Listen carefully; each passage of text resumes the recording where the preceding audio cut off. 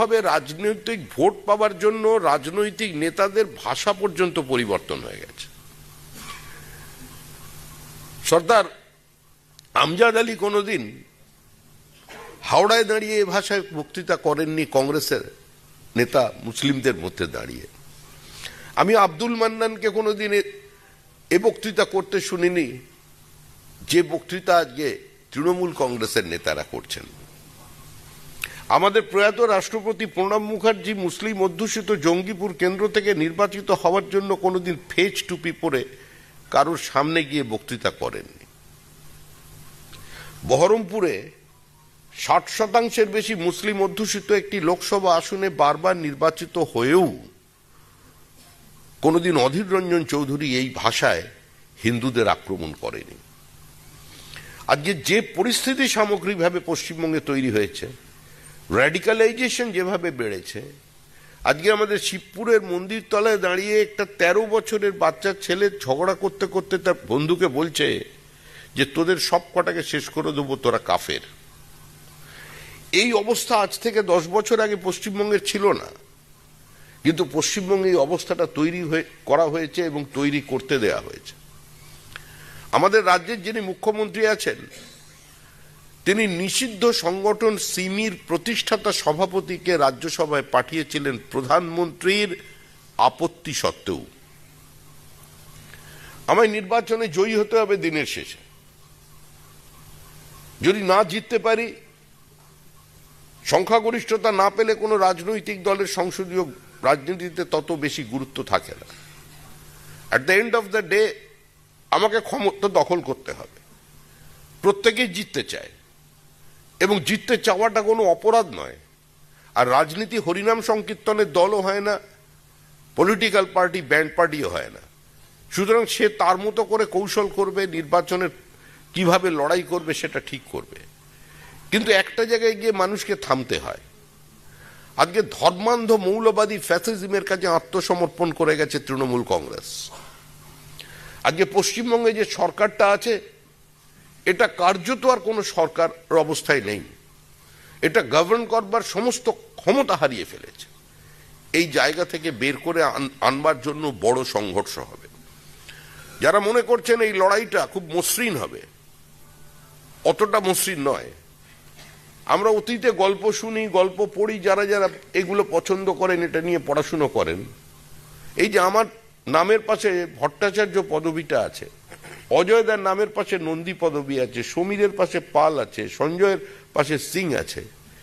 আমাদের পূর্বপুরুষের কথা যদি আমরা চিন্তা করি, তারা কোন অবস্থার মধ্যে ছিলেন, তারা কতটা ত্যাগ স্বীকার করেছেন এবং আমাদের 5 পুরুষ 6 পুরুষ আগে কত মানুষকে করা হয়েছে শুধুমাত্র ভারতীয় হিন্দু হওয়ার অপরাধে, তাহলে হয়তো আমরাই কিছুদিনের মধ্যে অসুস্থ হয়ে পড়ব।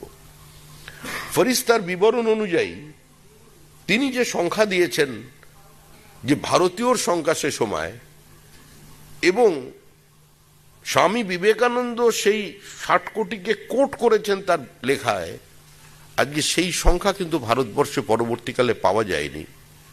তখন মানুষ মারা যেত, রোগাক্রান্ত হয়ে পৃথিবীতে সবচেয়ে বেশি মানুষ মারা গেছেন। কিন্তু যুদ্ধের কারণে প্রচুর মানুষ মারা গেছেন। যুদ্ধ করতে গিয়ে আমাদের যত হিন্দু প্রাণ হারিয়েছেন, তার থেকে বেশি হিন্দু প্রাণ হারিয়েছেন অসহায়ভাবে, শুধু হিন্দু হবার অপরাধে তাদের খুন করা হয়েছে। সুলতান মাহমুদের যে অবর্ণনীয় অত্যাচার, যেভাবে ধর্মান্তকরণ, যেভাবে জোর করে বিয়ে করা, আজকে সমস্ত ইতিহাসটাকে নিয়ে বিখ্যাত ঐতিহাসিক লিখছেন তাদের ইসলামিক হিস্ট্রির, যে এত বড় সফলতম এবং মহান সম্রাট পৃথিবীর ইতিহাসে কোনোদিন জন্মগ্রহণ করেনি। আজকে যে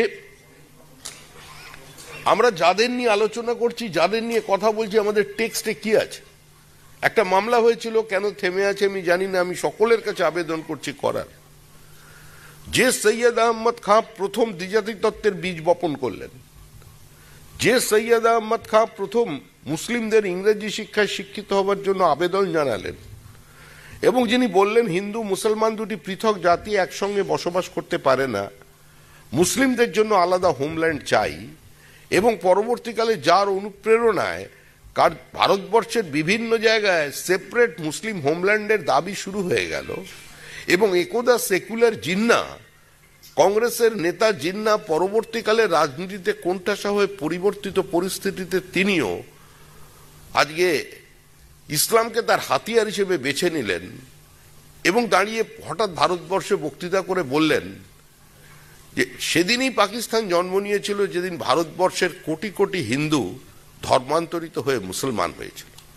তো ধর্মান্তরিত আমরা কিভাবে হয়েছি, বুদ্ধিস্টরা ধর্মান্তরিত কেন হয়েছে, তার কারণ হচ্ছে আমরা আমাদের ক্ষাত্র তেজ হারিয়ে ফেলেছিলাম। বঙ্কিমচন্দ্র আমাদের বন্দে মাতরম উপহার দিয়েছেন। আজকে বিতর্ক হচ্ছে দেশের প্রধানমন্ত্রী কি রামকে ছেড়ে দুর্গাকে ধরলেন। আরে ভারত রাম, রামই ভারত। ভারতবর্ষের মানুষের প্রত্যেকটা জীবন চর্চার সঙ্গে রাম জড়িত আছে।